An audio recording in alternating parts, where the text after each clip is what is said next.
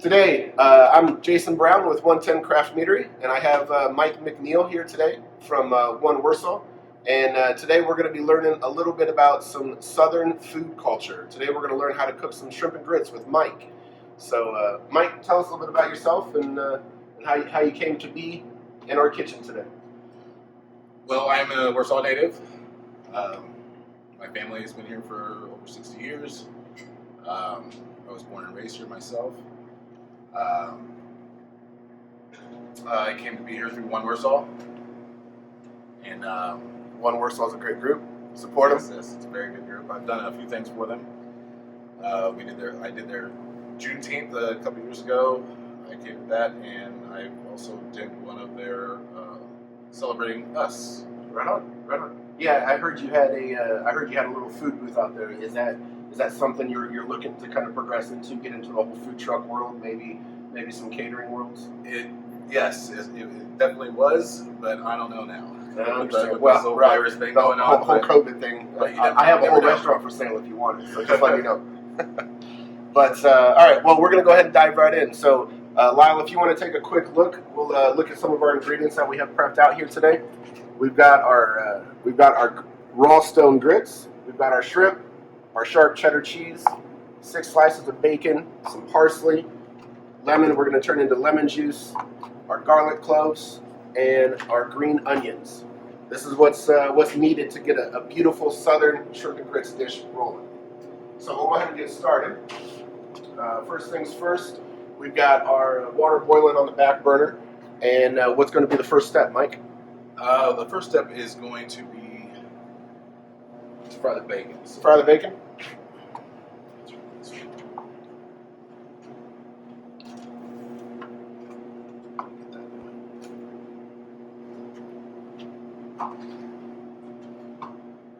And while the pan's heating up, we can chop up the green onions. Perfect. And garlic.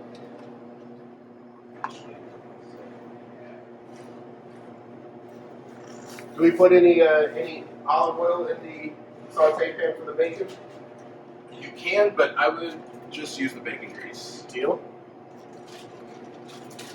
Yeah, I can do the peppers actually. Deal. So actually, I correct me if I'm wrong, but I believe Southern cooking has their own version of a mirepoix. Is that correct? Yes. I believe they call it a Holy Trinity, and peppers find their way into that, I believe. Peppers find their way into a lot of Southern cooking.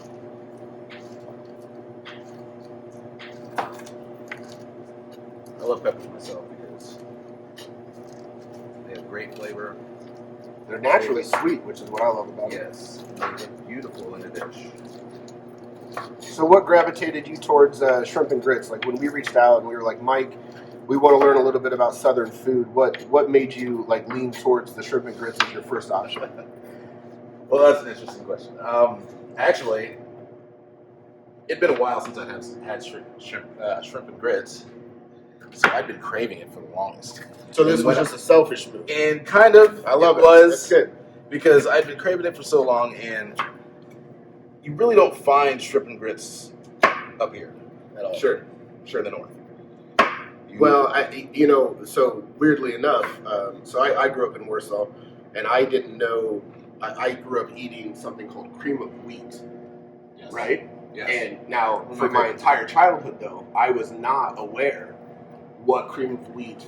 Of course, ours came out of a cheap box, from the grocery store.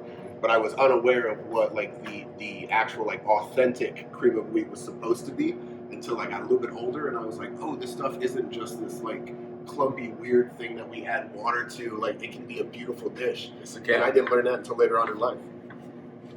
Yes, it can. And grits are just the same. It's a very versatile dish too. Like you can have it for breakfast, or you can have it for dinner. You can, if you want it for breakfast, you can add your shrimp. You can add whatever you want to it, basically, like chorizo, or It's very versatile. or yeah. fry an egg and put it on top of the chorizo with the cheese, and peppers. I mean, it's very good, and it's honestly very good for you too. Good for you. Well, there you go. Southern food. Those are two combinations you don't hear very often. Southern food and good for And you. good for you, yes. I think our saute pan might be live for the bacon.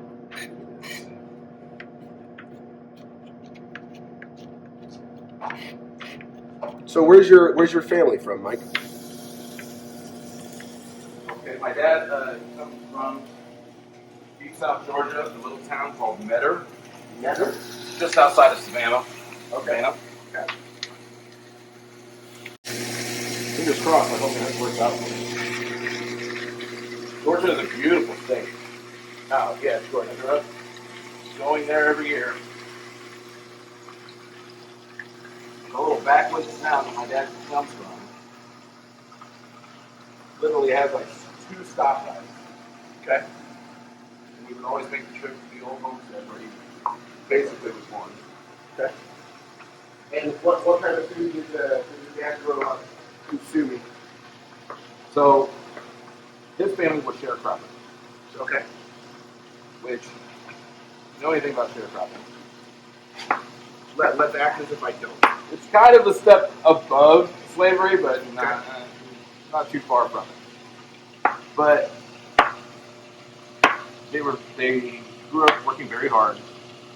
My dad was out on the field as a baby, and with my grandmother, and was my uncle Josh, who was his older brother, was tasked with watching him until my career started. But So is there a certain type of crop that they do in this sharecropping? okay, so they were cotton.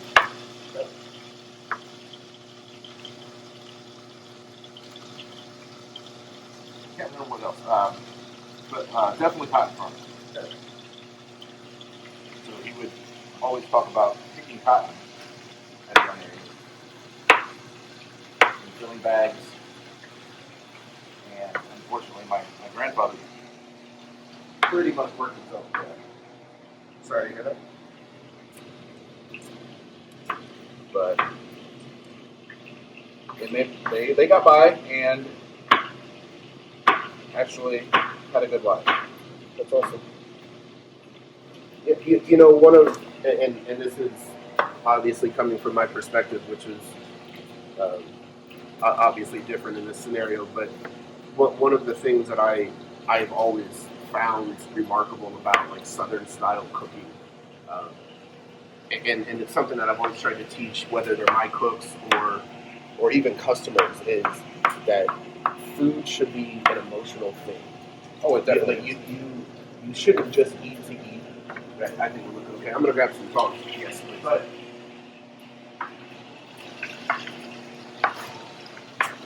You shouldn't just eat to eat. You should eat to experience, and you should feel something.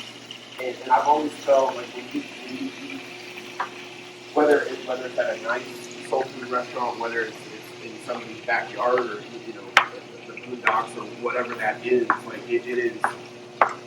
There's emotions and feelings behind it, and I feel like that probably comes from that what you just referenced, which was the sharecropping. yes. It's not far away from what it was derived from, and there's just a lot of emotion behind what gets designed. There's a lot of love going into cooking. You put a lot of yourself into the dishes that you make. People ask me all the time, they're like, well, how do you know when something's done, or how do you know when you seasoned it right? And to me, the answer is pretty simple. If your body tells you that it's done right, it's done right. Yes. That's you just have to feel it right there. You can read a book and you can follow all the recipes, but at the end of the day, you should just feel it. And that is what the beauty of cooking is to me. And learning how from my family members, my mother, and my aunts, and just putting more of myself into my cooking. It de-stresses me, makes me happy, puts me in a good place. And Even when you burn something? Even when I burn something. Even when I burn something. But the best part is seeing other people's faces, right, of the dishes that I cook.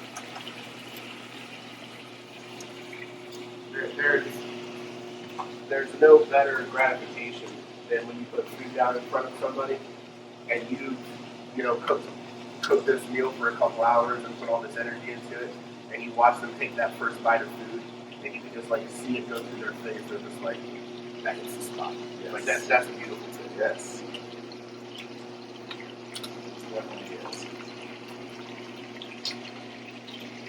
So to the viewers out there, our bacon's getting just a little bit crispy right now. We're just trying to render all that fat and get a little bit of texture on that bacon. And then we're probably, I'm guessing, but we're probably going to salvage that bacon grease and utilize that in some capacity. We are going to use this bacon grease and actually saute the shrimp. Oh, beautiful. Well, beautiful as the best. Viewers, if you were looking for one way to make shrimp taste better, it is fry them in bacon grease. Bacon makes everything taste better. Heck yeah. So weirdly enough, here at 110, 5 years ago, we decided to start selling something called a bacon flake. And it's literally just a sampler platter of bacon.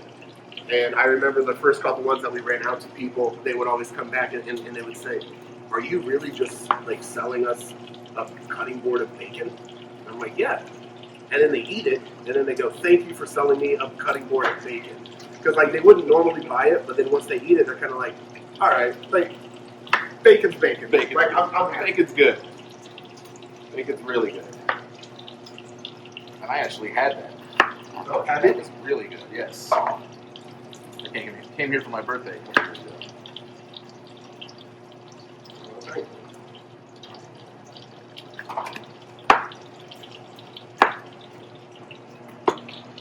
So what inspired you inspired you to make what you make here at 110? So for us,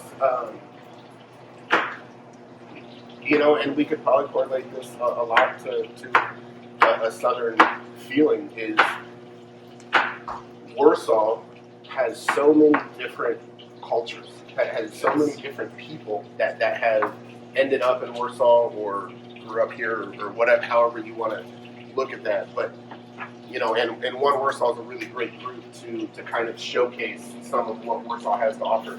But when we wanted to open a restaurant, you look at all of the different possibilities, all the different food cultures that you could kind of show off or showcase. And for us, we really just wanted to showcase what the Midwest was, you know, and because the rest of the world kind of looks at the Midwest and you're like, you're a bunch of country kids, you probably maybe not the most educated in the world, definitely not the most cultured people in the world. And then you look at something like Warsaw, and you kind of go, we have tons of culture.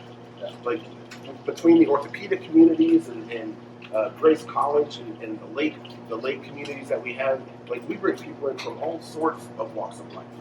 And so to us, it was a big piece that we wanted to showcase what that like almost amalgamation of different people were in the Midwest. And it didn't just have to be steak and potatoes. Like we could showcase a little bit of a more unique Warsaw, I guess, if you will.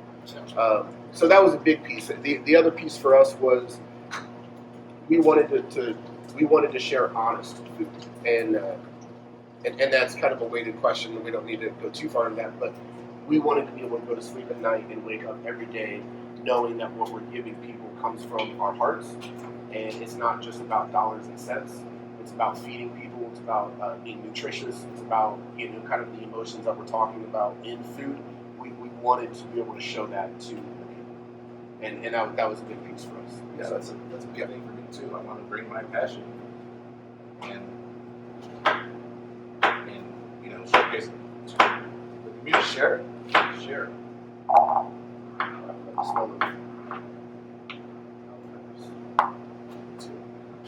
All right, bacon's looking good. Should I chop this guy up? Yes. Steal those tongs for me.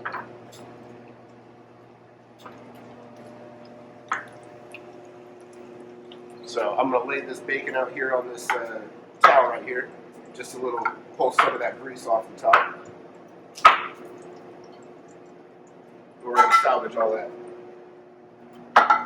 Let that rest back there.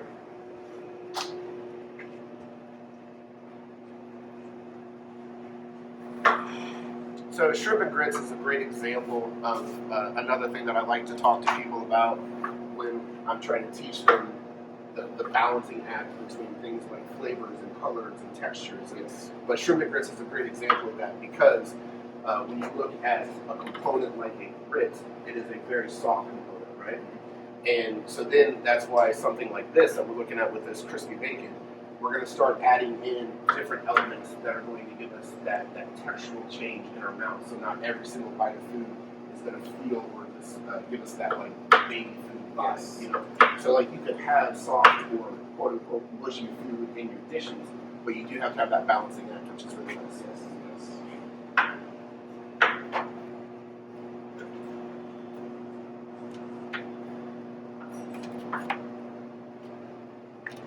You have a preference on how fine this bacon is?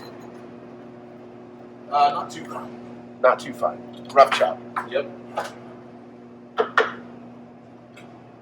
I kind of like bigger chunks of bacon in my food. Well, I mean, going back to the whole bacon flight concept, right? Yes. Bigger the better. So, are both your parents still around? My dad passed away in 2016. I'm sorry to hear it. My mother, yes, she's still around. She lives in Clarksville, Tennessee. Okay. And she's actually getting ready to retire this year. So good for her. Clarksville, Tennessee. I think our first water might be looking good too. It sounds like it is. So, do I just dump all the grids in there at once, or is there a method to the madness? There is a bit of method to madness. So, okay, so I don't like to because as soon as you dump it in, it clumps together. Yeah. So what I like to do is I'll slowly pour Okay. and stir at the same time. Okay. And You gonna add a little bit of bacon? get that smooth texture. Okay, I'll switch you. I'll finish chopping the peppers. Do you need a spoon or anything? Yes. Like a wooden spoon? That's fine. Sir. It's out. Because I got to switch.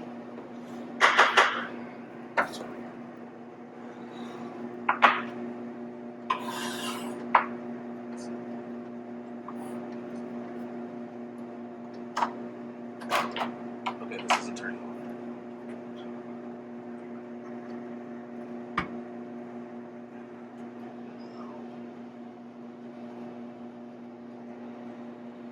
So for the viewers out there, can you define what grits actually are?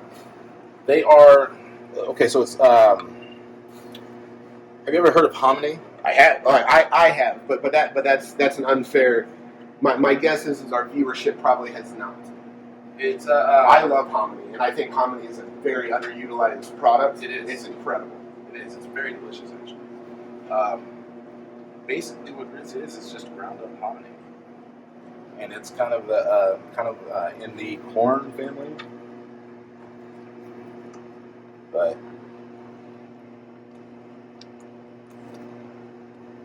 It makes this beautiful mixture of porridgey love. yes, and it doesn't take too long to cook up. What I need now is either half and half or cream,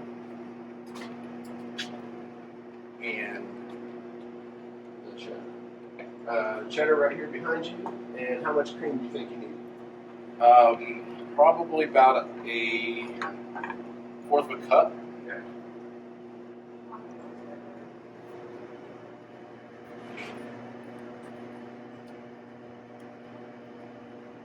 So this is the texture that you want to have your grits at, where it's no lumps, it's smooth, but when I add the cream, it's going to make it a little bit smoother, and the cheddar gives it that Cream for you. really rich flavor. Can you measure that out, or you want to eyeball it? I'll eyeball it. Okay. Going back to that conversation about feels, you know. Yep. Like it's one of the things that I'm not a good baker, and I'm not a good baker because it's such a precise process. Very precise, yes. I'm more of one of those people. I'm just like, pour, mix, shake a little bit, taste here and there, and the next thing you know, you go, all right, well, we're good. Yep. But you start making me bake something with exact measurements, I eyeball it too much, and I might screw it up.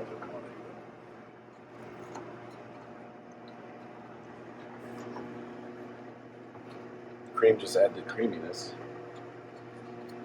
Now the goodness. This cheddar, you know what? I like a lot of cheese, so you might as well just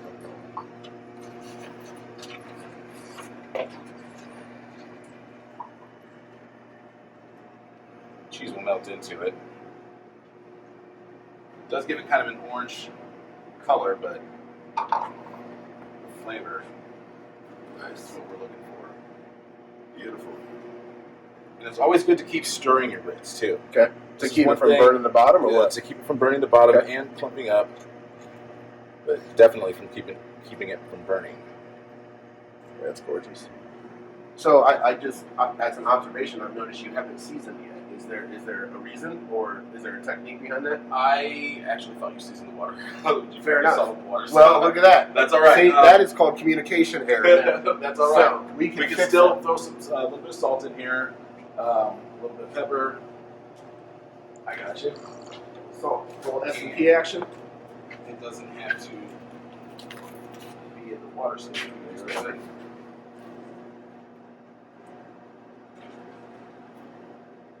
And I do it. I just eyeball. Yep.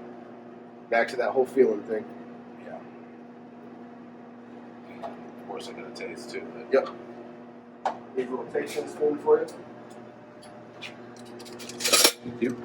That's a rule in my kitchen with any of our chefs.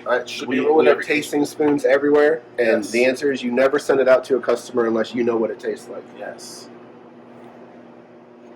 A lot of these chain restaurants don't really do that. Right. It's all just make and serve type operation.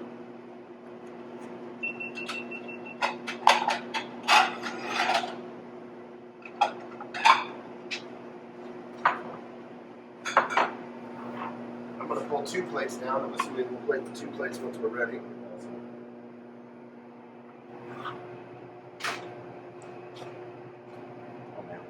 Looking good?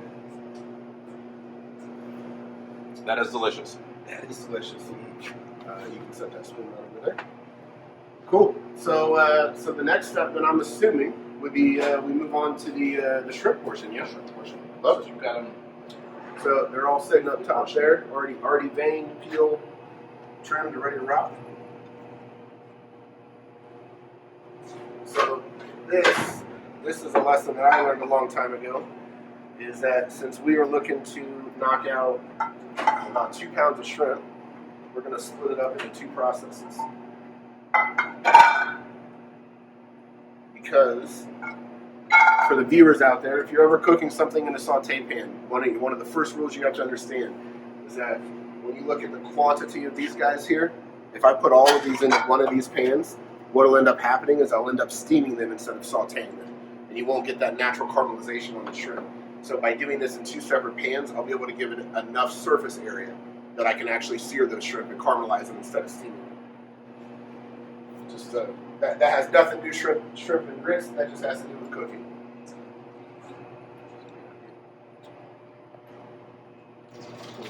Dry them off. This pan's hot. What you looking for? Salt and pepper. Okay, so do you like? So this is since it's morning time, we really don't have to do this, but I usually put a little bit of cayenne. That's the exact reason to do it. Our cayenne will actually be over there to your left in those little spice racks. I might have to help you find it.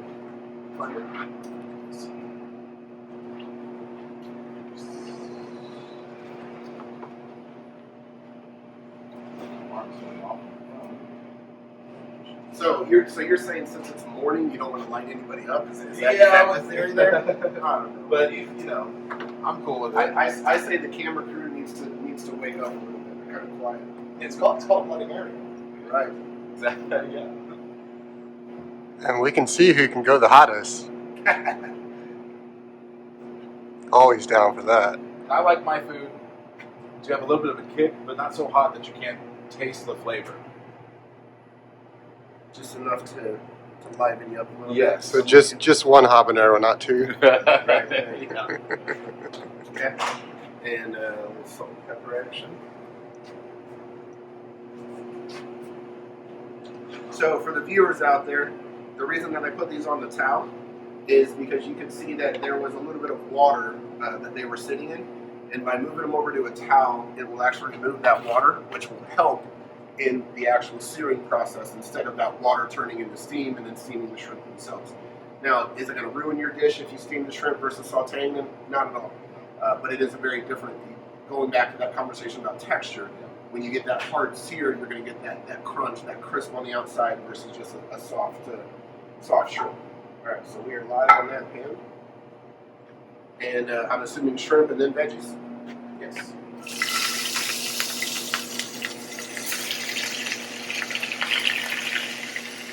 You go live on the other guy if you want.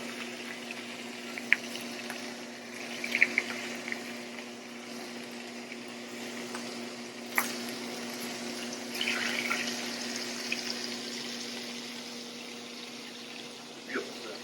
Thank you.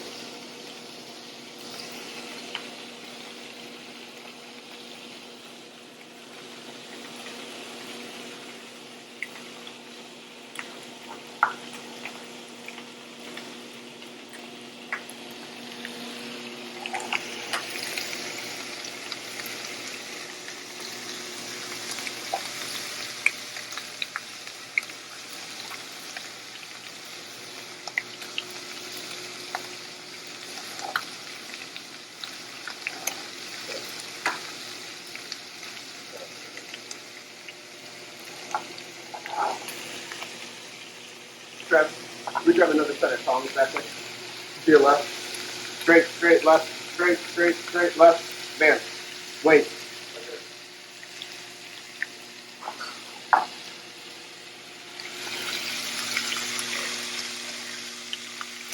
Yeah, see that color? We're starting to get that nice color on there. That color is love and action. So see, we put stuff in the two pans, but look how much shrimp we got. I know. Probably go a little bit more in my pan. Yeah, right. For sure. So you're just looking for that hard sear on the backside, get a little bit of that color, get that cayenne to kind of liven up a little bit. And then when you're cooking shrimp, I've always been taught that you get that hard sear on the one side, you'll flip it, then we'll kill the heat, and just let that residual heat kind of finish that second half. Yeah, because it doesn't really take shrimp very long to cook all. Right. One of the things that I always hate the most is when you go to a restaurant, they overcook them. Yeah. Like shrimp is beautiful thing, but Yeah. you can't take them too far. Also very delicate too. Yeah. You gotta know when you're gonna eat off and when they're done. Right now.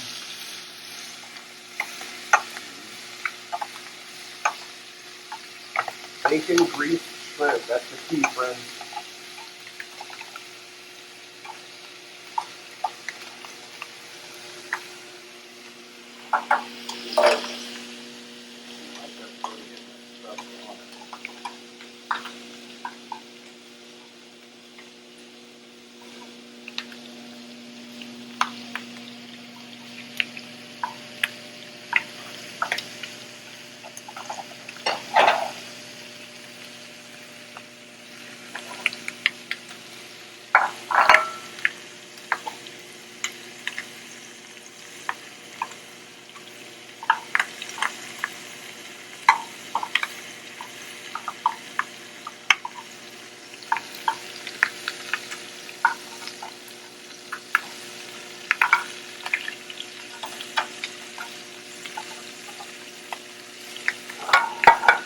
You want to throw them in there so we can go with the veggies.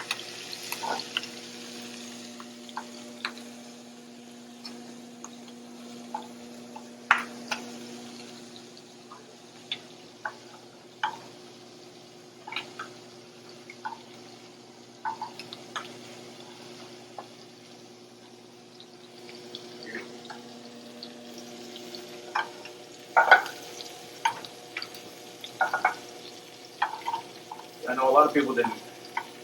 I don't know if they didn't understand the dish, or didn't like the dish, or didn't want to try the dish. But I was hearing a lot of different mixed emotions about shrimp and grits. Well, you know, I think a lot of people, and this is an unfortunate thing, but I think a lot of people are just afraid of what they don't know. You know? Yeah. I think it's just a fear of not knowing. I've always been one to try new things, and especially different cultural things. I love eating different cultures' foods. Right? No, It's just because America itself is a melting pot of different cultures. So oh, for sure.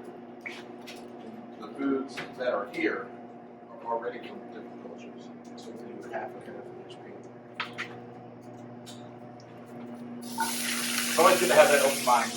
Definitely. I think trying other people's food, you get to learn, like, you can learn so much about a person by sitting down and having a cup of coffee with them. But you can learn 10 times as much by eating their food. You know, sitting down over a table with their actual meals.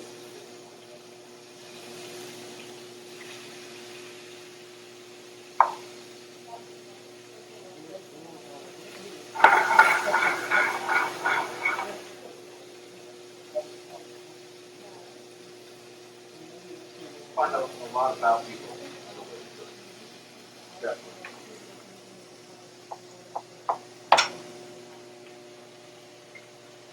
So guys, when you're watching this video at home, let us know what kind of food cultures you're interested in, that you haven't experienced, that you have interest in experiencing.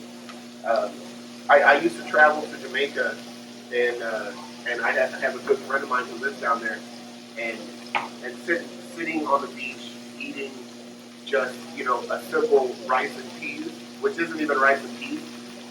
Those were just extra if you wanted to add them to. I didn't know. This is shallot. We didn't have to.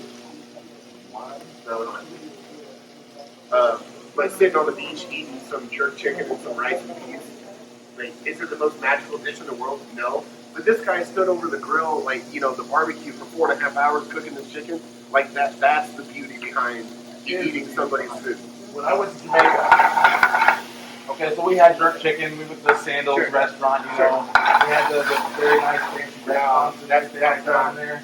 And the best jerk chicken I got was a little hole in the wall place. Literally, you could fit it in this part of the galley. Okay? And it had a little bar there, and it had an old woman outside with a big steel frying pan. Yeah. And she was out there just cooking up the jerk chicken. Oh my God, it was fell off the bone. Yeah. Delicious. It was so good. That's That right there. That's the key. Is love. Right. That's what Exactly. I call that love. Yeah. Screw the big restaurants. Like, go to the ones who are, you know, like in the back of a gas station, or Yes. you know, like, go to the ones where all it is local. Like, that's where you want to end up.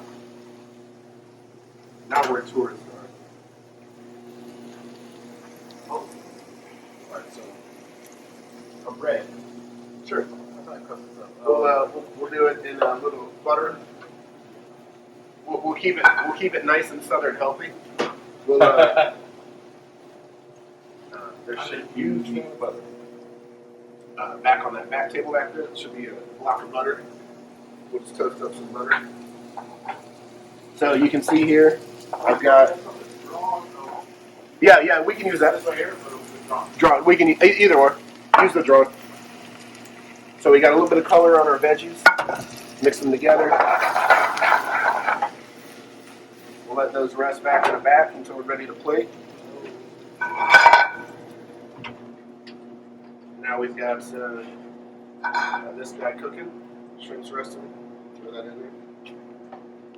Actually, I'll let you plate. And I'll do the toast for you. Okay. There's that if you want to do more of the grits.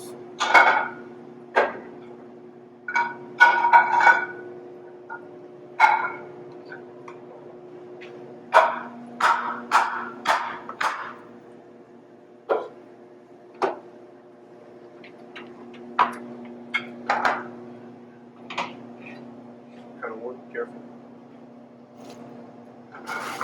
I'll take that. Thank you.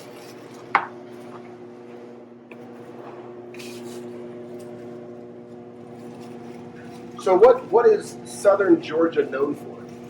You know how I mean, like, you know, Memphis is going to be known for barbecue. Kansas is known for barbecue. Louisiana, obviously, New Orleans has their own food culture. Yeah. What is Georgia's? Georgia's known for their soul food. Okay. So that, I mean, that's pretty big, though, you know. But I know people probably expected me to make chicken and greens or something like that. Yeah, well, just as an FYI, good collard greens, there may not be a better food than like legit good collard greens. Yes, that is true though. Yes, good collard greens. That is true. Good Not, collard not, greens. not just like, no, I'm talking like good collard greens, where they've been stewed for days, Yep. and you've got the pork bone and the pork broth, and like, Yep. And all those flavors mixing in one pot. Yes. that's incredible. But yes, so that is probably what they expected you to make, which is Yeah. unfair. I mean, that's a very southern dish. Yep. Very Georgia dish. And that's what, but my dad so I grew up watching my dad eat grits and bacon and eggs every single morning. That was his go-to Grits, breakfast. bacon, and eggs every morning. Grits, bacon, and eggs. Okay. His go-to breakfast. And I bet you he lived to be what? He was 71 when he died. 71, not bad. Unfortunately, he did die of heart problems, but Well, okay, we all don't live need to forever. go there. we don't live forever, so. Unfortunately, well, you know. But he was happy, right? He was happy. Yeah, all right, well, you He know, was happy. there's got to be a trade-off. He loved people. I'll tell you right now, if I could eat bacon, grits, and an egg every morning and die at 71, I'd be a happy cat.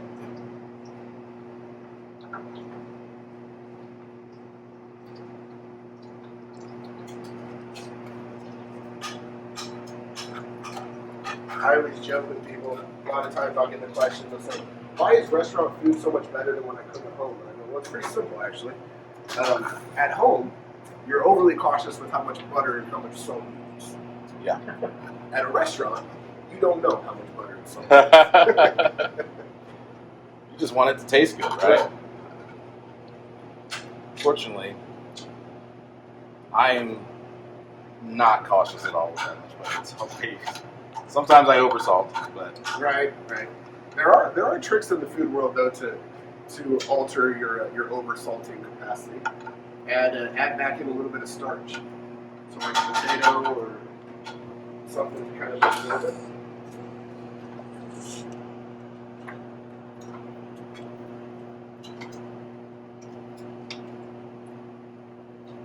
I've always been a meat and potatoes guy.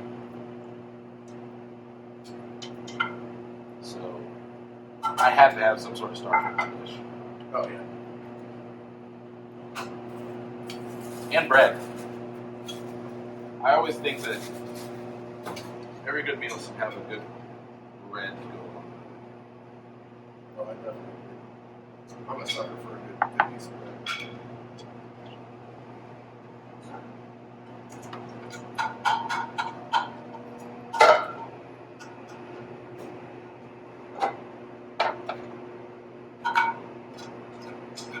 It's a very colorful dish. It is. I like the addition of the peppers. It gives it a nice little pop.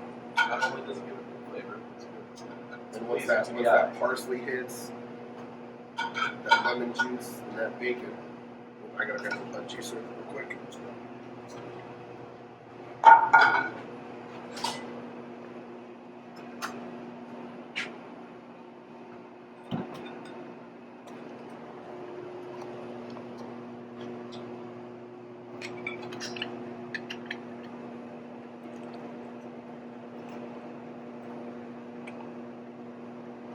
Fresh squeezed lemon juice, always key. Never buy store bought. Just buy the lemon, buy the lime, Yes. buy the orange. Yes. Always fresh. Makes all the difference in the world. Lemon juice sprinkle for you. And then just bacon right over the top, or what do you think? Yep. Bacon right on top. Oh, good lordy. Why do we do this at 10 o'clock in the morning? We should like. Okay, so I didn't know what time we were supposed to do this. I did have a cocktail in mind. Sure. Who doesn't have a cocktail in mind? I was going to make, since it's a southern dish, I was going to do iced tea, but I was going to do blackberry peach iced tea with kind of infused. I can bring you back next week, Mike. With a vodka. Let's do It's it. a nice little cocktail.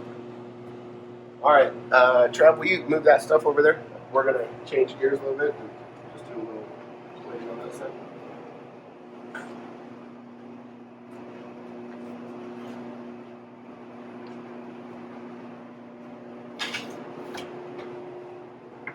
All right, Bob, you want to come over and check out this finished product? And the finished product, it doesn't take very long to make, but as you can see, it is a beautiful I mean, dish. that only took us like maybe, and we were kind of, BSing a little bit, killing some time. 42 minutes. Half hour tops. Yeah. That was nothing. That was quick. This is beautiful, Mike. Absolutely beautiful. Even if you're like a working mom or a working dad, you Right. have this, you can have a nice hot meal on the from scratch and on the table within 45 minutes. And then going back, just for the viewers who are watching, I don't know if you caught this earlier, but Mike did make a mention that this conceptual dish, you can go into a multitude of different variations. We could go into like Indian sausage. You could do a whole seafood grits. You could do chicken and grits. You can go all sorts of different capacities. It doesn't just have to be the shrimp component as your main component. I mean, heck, if you're vegetarian, you could even go that route. Yes. Just load this bad boy up with a bunch of veggies. Now, of course, there was a touch of butter in there, so if you are vegan, we're really sorry we probably didn't leave you out on that. But if you are vegan, you've probably been left out most of your life, so we apologize. No, I'm just teasing. We love you just the same. Just the same. Maybe that'll be our next rendition. We'll do a vegan grits of some kind. But Mike, thanks so much for being here today. We appreciate you being a part of this. And most importantly, thanks for kind of showing me a little bit of Thanks a work that for- I'm not all that familiar with. So thank you. I'm honored to be here in your kitchen and to be invited by One Warsaw Thank you. and that group. Of course. And, Well, should we? Yeah, I definitely Let's think try we should it. dive in. Unequivocally. There's some spoons right there. A little bit of bacon.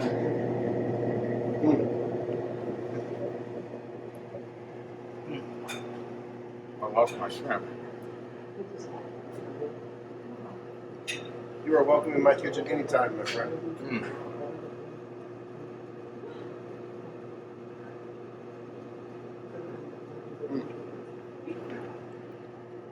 Nice work. Honestly, the grits just by themselves,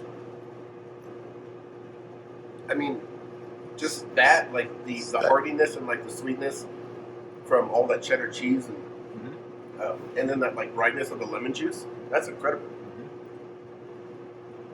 We are back. After a very hearty shrimp and grits, you obviously have to close on something solid. So today's dessert, we're going to be doing a homemade banana cream pie, which, according to the expert Mike, this is how you finish dinner in the South. So, Mike, go ahead and take us through what we're looking at. What we got here is some drawn butter.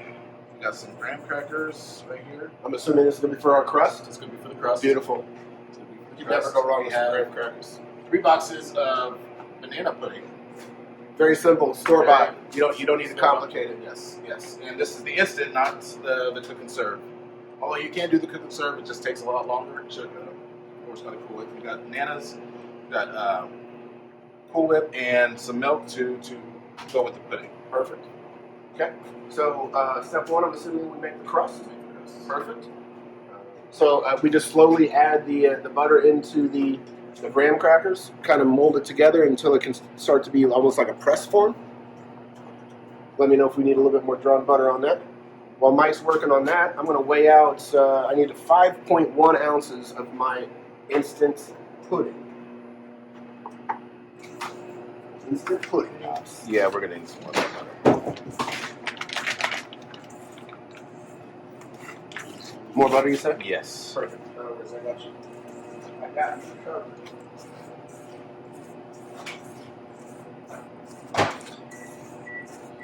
What are we And going? when you For just a minute.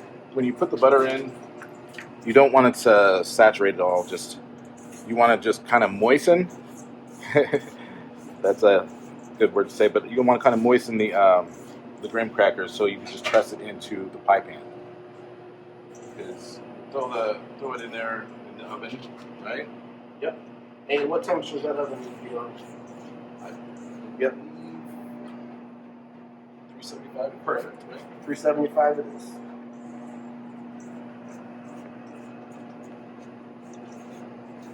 .9 ounces.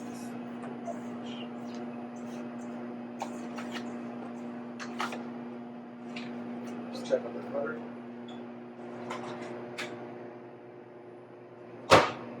Perfect. So then here, I'm just getting my 5.1 ounces exactly. I'm sitting on a scale here. So I'm just measuring that out. As we talked in episode 1, I'm not much of a measurer, so that's why I got my scale out. Because So it's very the important beauty to of be this accurate. pie is that you don't have to be so precise Because when if you making. get too much pudding in there, what happens? You just have too much pudding? Yeah. Well, that's never a problem, right? But That's like if you want to get all fancy, you can make your own pie crust. actually, speaking of like family and that whole vibe thing you were talking about earlier, the pudding in general takes me back to my childhood because my grandmother, Grandma Brown, every winter she always had homemade vanilla or butterscotch pudding on the stove all the time. So like every time you walked into the house, like that is the smell you had, and it was shit, it's incredible. Oh my goodness, there's no other. My mom used to make it sometimes, but it's kind of tough to make. It is. It takes a while. It takes time, but it is. But worth oh my goodness, the smells, like you said. It is worth the time if you can put it in. Definitely.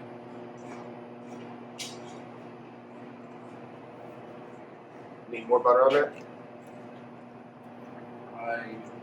I'm slowly adding it. I don't want to make it too. So just add it slowly is the key. Yeah. You want it to be able to press in there, but you don't want it to separate either. Which I think we're probably right at the consistency. So then here, I'm just see these little like clumps. I'm trying to break those clumps up, make sure I don't have any clumps left. I might actually go grab a whisk just to make sure. And then what you have to do is you have to let this guy chill a little bit. Then once it chills, it kind of changes its texture, and then we'll be able to scoop it into the pie. Thanks. That's the magic of television. I asked for a whisk appears.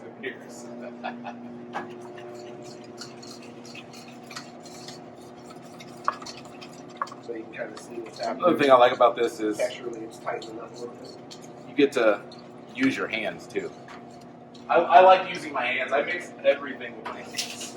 Everything? Almost Ooh, everything. buddy. I would say there's a lot of things I make with my hands. Okay, so when I do my meats for my spaghetti, or when I do my meats, like I'm using ground beef or anything like that, I'm using my hands. Yeah, that's fair. That's fair. I wouldn't say everything. I do still own a KitchenAid, but I prefer That's the hands. always- But every once in a while, your arms might get a good workout. I don't mind that at all. So that look about right for you, Mike? Oh, that looks beautiful. Okay. And set him in the fridge for a minute. Yes.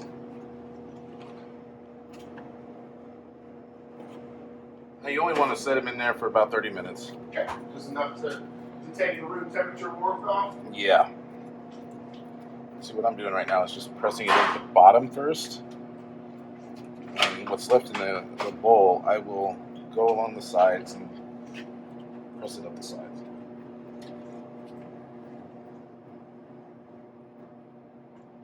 Some parsley. So when I was a little kid, my grandmother used to make pies as well, and she would always take the trimmings of the pies, and she would bake those off individually, and they would just be these like little like pie strips with cinnamon on it, a little bit of butter.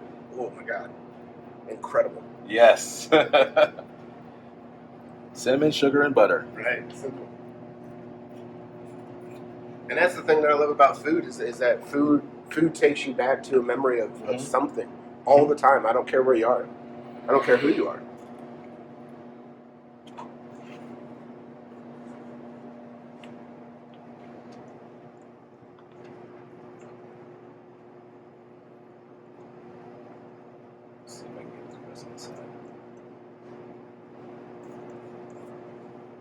So I heard you talking earlier that there's an option on this banana cream pie, and I'm sure there's a lot of options, but like you could either do the graham cracker, which obviously would keep it a little bit on the sweeter element, Yeah. or you could do like a more traditional, which would be like that savory, maybe like a pork lard style pie crust. Yes. And is there a preference that you grew up with that you prefer one or the over, one or the other?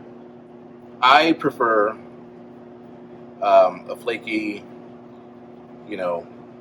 traditional pie crust. Okay. Is there a reason? Whereas Or just 'cause? it's just because to me, it just tastes better. All right. To me, it just tastes better. I mean, there doesn't have to be a good reason. There just has to be a reason, Yeah, right? just to me, it tastes better. But my parents, both of my parents, actually like the graham cracker crust. So Okay. you can already imagine that I grew up with the graham cracker crust, Right. but wanting the regular pie Yeah, crust. so you were never fully satiated after Never. That's But that's another reason. yeah, why, but I mean that explains why the grits were so damn good because you had to be happy with the grits. That's another reason why I started cooking. I started cooking at a young age. All because I'm an '80s kid. Sure. So- So am I. What year were you born? I was born in '81, so. You got me by a couple.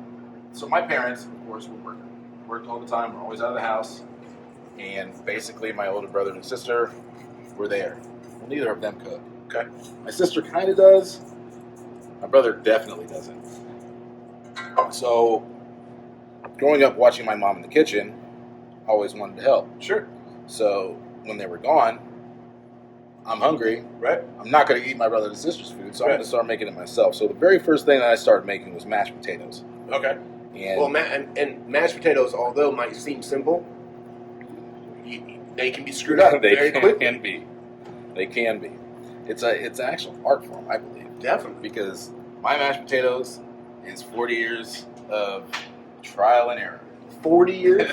Well, let's knock this out then, man. Because I'm 40 now. Yeah. All right. Next week we're doing mashed potatoes. That's all it is. Just mashed potatoes. That's it. But and that's how I started cooking. And of course, making my cream of wheat. Sure. Yep. Right. I have a certain way that I do that as well as oatmeal. Okay. So I like breakfast foods. Yeah. Yeah. That's kind of my thing. You got to get the day started right. Yeah. This is pretty good. Well, I would ask you the tips and tricks on the mashed potatoes, but I feel like we should probably save that for another day. Well, I think we can. I have my own way of making them. The way they turn out buttery, just perfectly smooth. So then here's the real question. You just said you like to use your hands to whip everything. I don't.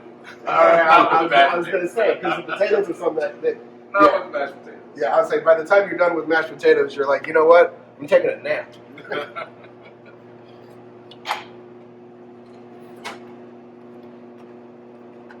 So how many bananas am I looking to chop?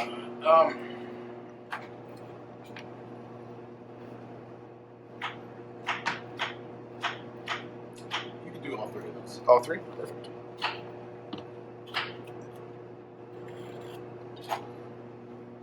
And how long does it usually take this up? Well, usually about 15 minutes or so, Okay. but we should be live.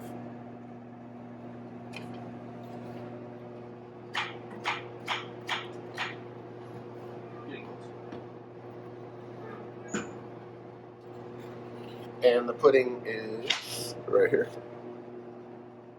Sorry, I took your spoon. Oh no, you're fine. I'll put this in the oven first. Put it in the oven first. Okay.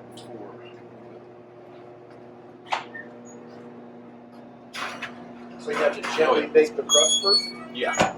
just to like set that butter in it, or what's the Just target? to crisp up the to make it kind of crunchy. Perfect.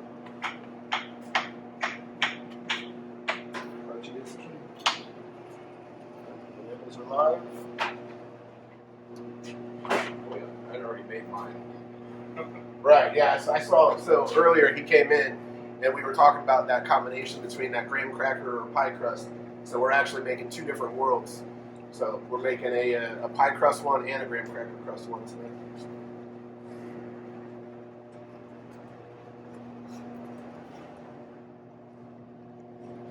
You can see that beautiful flakiness on that pie crust. Yeah, it didn't form the way I wanted it to, but Yeah, but what's the matter? I mean, it doesn't truthfully, really matter. it eats the same, right? Yes, it does. It always humors me when you talk to somebody and they're like, I don't like my food to touch on its plate. And I'm like, you realize it touches everywhere else, like, right? Like, once it gets down in the belly, like, they're not staying separate. No, they're not. That's why I say the same thing too. It all goes to the same place, Right. so why not? Might as well mix it together, get all those good flavors together.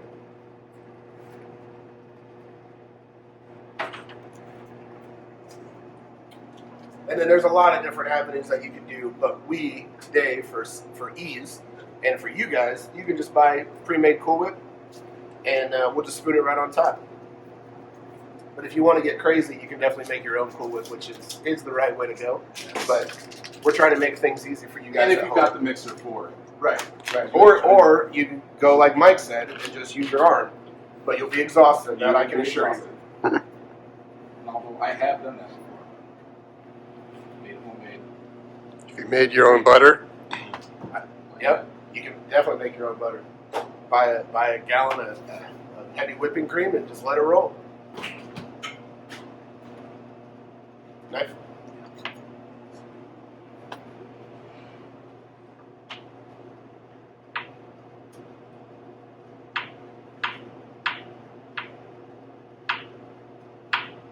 So growing up in Indiana, my favorite pie has always been the old-fashioned cream pie. Yeah. Old-fashioned cream. Oh, for sure. oh, buddy. And of course, I'm biased, but my grandma had the best recipe. She was always.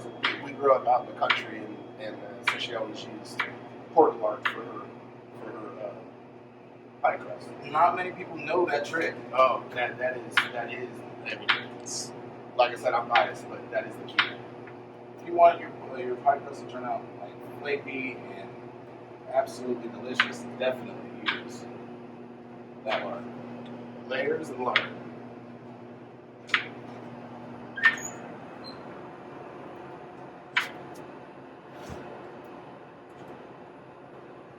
How far do we need to go on that guy? Further? Mm-hmm. Okay.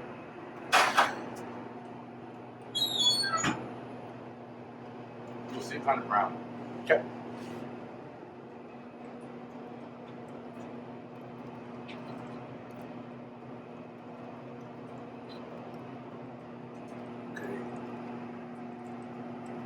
This is the way I like to do my pie. I put the bananas on top. But I don't know, Jason, Yes, sir. did you want to mix the bananas in with your pie? Oh, heck yeah. That's a great idea. I would like that, and I will do that right now. So is that an option? Yeah. Okay. Is there like a standard one way or another, or is it just personal choice, whatever you want to do? Choice, really. I mean, I like putting my bananas on top Okay. just because I think it's pretty. But you can also mix them in.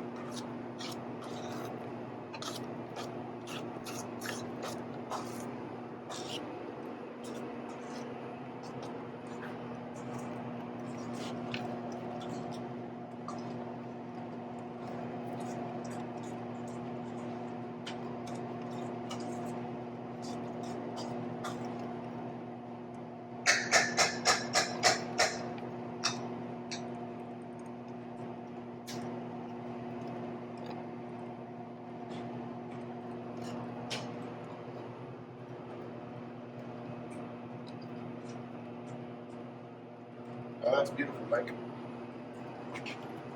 So technically, a banana cream pie is a no-bake pie.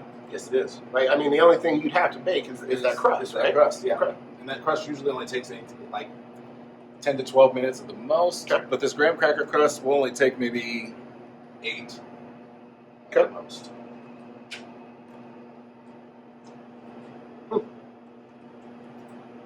So you guys at home, if you want to talk about ease, you go to the freezer section, buy a pre-made pie, like a pie crust. You don't even need an oven for this. You could have dessert and never even have to heat your house. Yeah.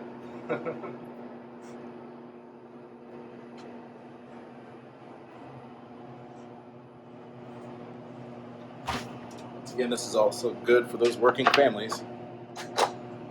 People who don't have time to slave over the hot stove. Right. No, I mean, This is all life's, quick and easy, life's about a balance of time and investment, right? and it's absolutely delicious.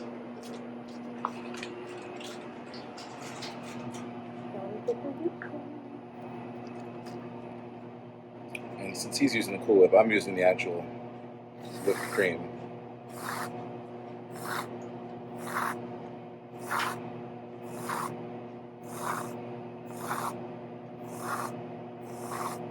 Now you could also use a meringue if you wanted to.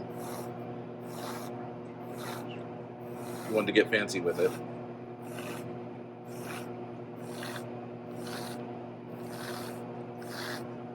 Is there one that's more traditional than the other? Or The again, just preference? The more traditional, I believe, is the whipped cream. But I have had some that have had meringue on it. Okay. And for those of you who don't know what a meringue is, it's egg whites and sugar, basically. And it's whipped up.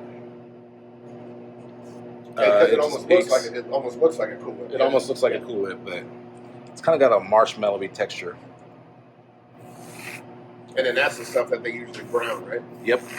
They put the little torch to it.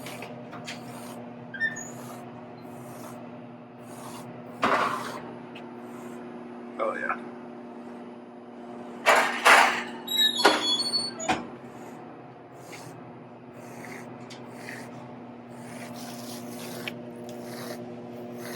So I don't know about you, but I always grew up with one of those in my freezer. We never really ate much with it on it, but it was always being utilized in some capacity. And I think it was just Mom, after we would go to bed, she would just be taking a couple shots of that Cool Whip. But I could be wrong. I never confirmed or denied that, but It's actually fun to just shoot some in your mouth, I guess. heck yeah.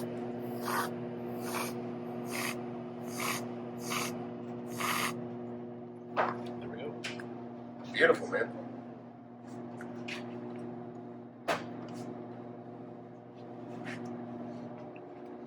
And also, I want to highlight, like, what we've made today is inexpensive as well. The pie, the shrimp and grits, I got for $40.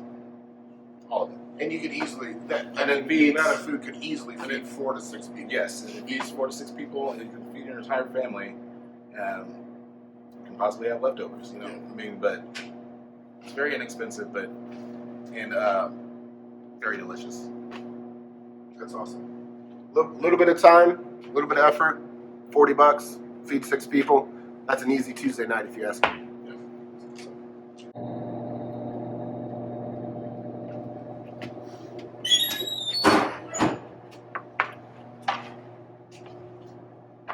How do we know when this is done?